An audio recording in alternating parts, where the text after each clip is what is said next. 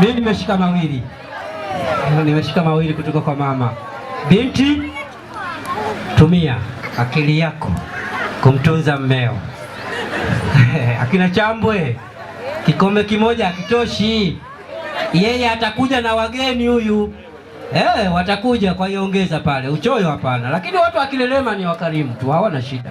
Karibuni Kilelema. Sawa. Baada ya hapo maneno haya, bibi harusi mtarajiwa, bila shaka ningekuomba usimame sasa. Umekaa we mpaka umechoka.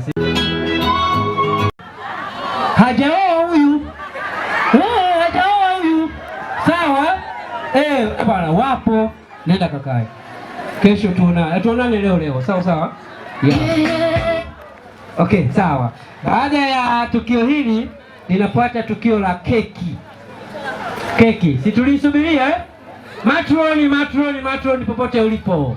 Naomba usogee hapo. Wakati unasogea matroni, ni waombe ma brothers na ma sisters waje hapa wa dance kidogo. Alafu wote tuselebuke dakika 5 wawe tayari tumetoka jasho. Wakati bibi harusi anajiandaa kwa ajili ya keki.